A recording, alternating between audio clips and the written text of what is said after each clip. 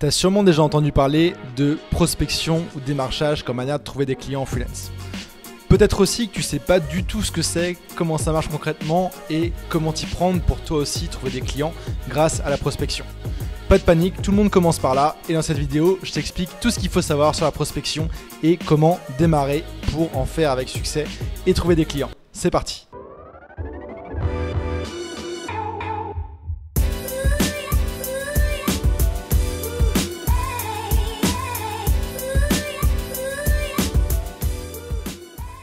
Si ce n'est pas encore fait, je t'invite à t'abonner à ma chaîne YouTube et à cliquer sur la petite cloche pour être sûr de rater aucun de mes conseils sur le freelancing, le nomadisme et tous mes conseils pour avoir une vie de liberté.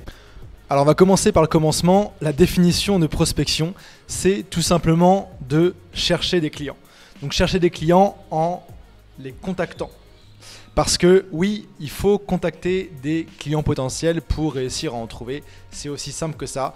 Ça paraît aussi simple, mais tu vas voir qu'il y a pas mal de choses à savoir sur comment s'y prendre et comment l'aborder. En tout cas, pour le faire avec succès. De mon côté, je prospecte pour différents projets et business depuis bientôt 10 ans.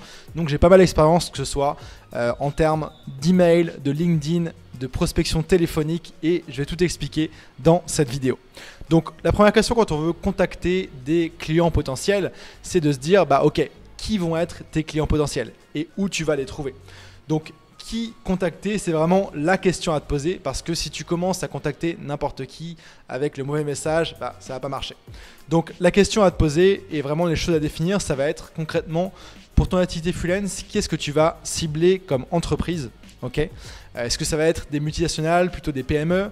Est-ce que ça va être dans le domaine de la robotique ou de la pêche? Peu importe, il faut savoir qui tu vas cibler et que ça corresponde bien sûr à tes affinités et ton profil en freelance. Ensuite, en termes d'offres, il va falloir que tu saches concrètement quels sont les besoins de ces entreprises et qu'est-ce que tu peux leur apporter. Donc c'est important de bien connaître l'entreprise que tu veux cibler pour réussir à concrètement leur offrir une solution. Et puis ensuite, positionnement, comment tu vas te différencier de tous les freelances qu'il y a qui font la même chose que toi dans ton domaine. Et donc petit à petit, tu vas arriver à identifier ça. C'est pas un truc que tu as de tête comme ça quand tu commences, mais c'est quelque chose qui, au fur et à mesure de tes contacts, de tes rendez-vous, etc., tu vas optimiser. Et donc, une fois que tu as déterminé concrètement qui tu cibles, avec quelle offre et comment tu te différencies de tous les freelances, et bien dans ce cas-là, tu es prêt à 1. Les trouver et puis 2. Les contacter. Donc, où les trouver? Il y a différentes façons de trouver des potentiels clients en freelance. Bien sûr, sur Internet, tu as plein de ressources, de bases de données. Celle que je préfère pour les freelances recommander, c'est LinkedIn parce que c'est un réseau professionnel où chaque personne a un profil avec ce qu'il fait, ce qu'il a fait, ce qu'il a étudié, les relations en commun. Il y a plein de choses, plein d'informations super intéressantes par rapport à ça. Donc tu pourrais commencer par LinkedIn, les principes sont les mêmes, peu importe la plateforme. Tu pourrais aussi faire de la prospection par email. Donc par email, c'est pareil, trouver des emails de personnes, que ce soit trouver sur des sites, sur LinkedIn, etc. C'est à peu près le même genre de choses ou sur les sites de ces entreprises.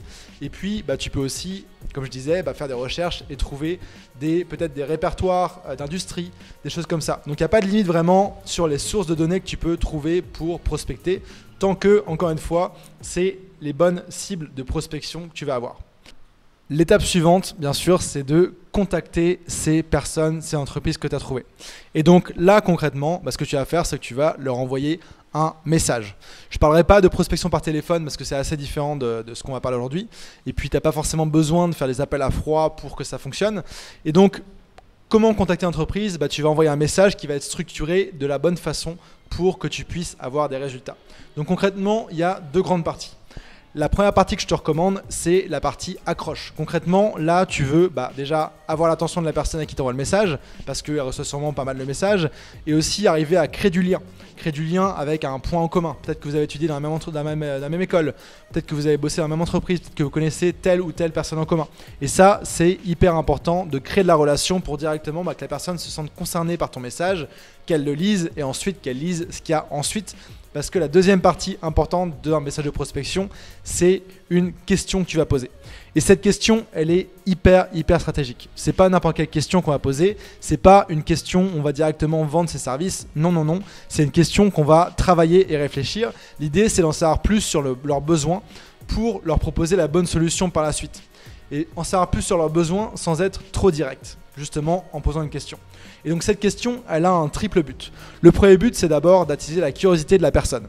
Peut-être que toi, tu as une idée en tête de comment tu pourrais l'aider et que tu vas lui faire sentir grâce à ta question. Peut-être que tu as quelque chose que la personne n'a pas encore idée qui est possible, mais que toi, tu pourrais l'aider à faire. Par exemple, je ne sais pas, si tu cibles les sites de e-commerce et que tu fais de la pub Facebook, peut-être que tu as vu qu'ils font des pubs Facebook mais qu'ils ne font pas de retargeting, de reciblage. Peut-être que tu peux leur présenter ça. Il y a plein de choses à voir comme ça. Le deuxième but d'une question, ça va être de susciter une réponse. C'est pas juste l'idée, c'est pas de spammer les personnes, au contraire. Et je vais justement te faire la distinction avec le spam juste après. Mais l'idée, c'est de susciter une réponse pour que ce soit une discussion et que tu puisses en savoir plus sur les besoins de l'entreprise. Et troisième intérêt, troisième but vraiment de la question, c'est de t'aider à qualifier ces personnes-là, de voir selon leurs réponses, déjà si elles répondent ou pas, et puis ensuite de voir selon leurs réponses, pour ceux qui vont répondre, est-ce qu'il y a potentiellement un fit, est-ce que vous allez potentiellement pouvoir travailler ensemble. Donc, il y a d'autres façons de faire ça aussi. Tu peux aussi envoyer des vidéos de prospection, donc t'enregistrer en faisant ce message-là par vidéo et l'envoyer aux personnes. Ça paraît très cool et ça fonctionne bien, mais ça prend beaucoup de temps et c'est pas ce que je recommanderais à la plupart des personnes. Ça dépend vraiment de ce que tu fais. Point important que j'ai évoqué par rapport à la distinction entre spam et message à valeur ajoutée, c'est que contrairement à un spam, un message de prospection, s'il est bien fait, il va apporter de la valeur à une personne parce que tu vas pouvoir lui présenter quelque chose qu'elle ne connaît pas, tu vas pouvoir rentrer en contact avec quelqu'un de nouveau. Et ça, c'est la différence. Et savoir si c'est un spam ou non, c'est vraiment dans les yeux de la personne qui le reçoit. Si tu dis salut, moi je suis Ambroise et j'offre des services de SEO, et que tu me dis ok, ce sera 500 €, etc. Là, c'est clairement du spam. Je t'ai rien demandé, tu sais pas si j'ai besoin et tu m'envoies ça. Alors que si tu me contactes et tu me dis salut Ambroise, j'ai vu que tu écrivais des articles de blog sur ton site. Il y en a certains qui ne sont pas optimisés, notamment ton article, je sais pas, sur le guide Playa del Carmen pour les nomades. J'ai vu ça que je pourrais t'aider à faire. Est-ce que tu veux qu'on en parle? Là, c'est beaucoup plus naturel et oui, je vais t'intéresser à prendre contact avec toi. Donc vraiment, la distinction, elle est hyper importante. Donc, on a parlé de qui tu vas contacter, où est-ce que tu vas trouver leurs contacts et de comment les contacter à travers le message. Et d'ailleurs, par rapport au message en tant que tel, j'ai fait différentes vidéos, je vais te mettre les liens en haut à droite de celle-ci, d'analyse de messages de prospection que j'ai reçus, notamment une vidéo qui est assez intéressante, où je décortique vraiment un message de prospection pour t'indiquer ce qui était bien, ce qui était moins bien, pour que toi tu puisses vraiment identifier la limite fine entre ce qui est recommandé et bon, et ce qui est pas recommandable et potentiellement du spam. Donc voilà par rapport à ça. Et puis la suite de la prospection, c'est pas juste envoyer des messages pour des messages. Ce que tu veux, c'est avoir des personnes intéressantes pour toi et aussi que tu puisses leur apporter de la valeur avant tout. Et le but, c'est de continuer à creuser dans une discussion, d'abord par écrit, si on parle d'email ou de LinkedIn, et puis petit à petit d'arriver à identifier s'il y a moyen de travailler ensemble. Et donc là, peut-être proposer de faire un appel. Tu peux dire par exemple, c'est super intéressant, je vois qu'il y a du potentiel, est-ce que vous voulez qu'on continue la discussion par téléphone? Si là, ils te répondent oui, tu peux leur envoyer un lien pour réserver un rendez-vous. De mon côté, j'utilise Calendly, qui est un outil qui synchronise avec mon calendrier pour permettre aux personnes de booker dans mon calendrier différents créneaux et d'avoir les informations de connexion, etc.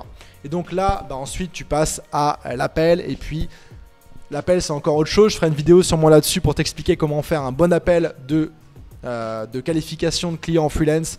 Et puis après, il y a la proposition, le contrat et tout ça.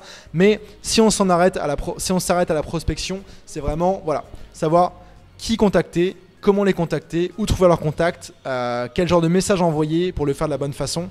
Et voilà. Et donc, je te commande vraiment au début de le faire de façon manuelle jusqu'à ce que tu aies trouvé vraiment le fit entre ta cible, ton offre, ton positionnement, ton message, etc. Et puis ensuite, sache que tu n'es pas obligé de faire ça manuellement toute ta vie. Il y a des méthodes pour automatiser la prospection, que ce soit par LinkedIn, par email ou autre. Et ça, ce sera le sujet d'une autre vidéo, bien sûr. Je sais qu'il y a pas mal de personnes qui ont un certain inconfort avec le fait de prospecter, de contacter des gens qui ne te connaissent pas, qui n'ont rien demandé pour proposer tes services. Mais il y a une nuance qui est vraiment hyper importante et qui a tout changé pour moi. Et je pense que c'est important de t'en parler. Les entreprises, donc tes clients potentiels, tes prospects, Toute entreprise a des douleurs ou des choses qu'elle pourrait améliorer pour gagner plus de temps, économiser de l'argent, économiser du temps, du temps aussi, ouais. Et donc, toi, tu peux les aider là-dedans. Peu importe que ce soit du graphisme, de la programmation ou du marketing.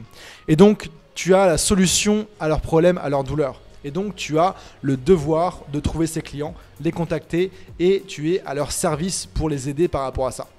Un exemple peut-être qui devrait te parler plus que ça peut-être, c'est mettons si tu trouvais le sérum, la solution au sida par exemple.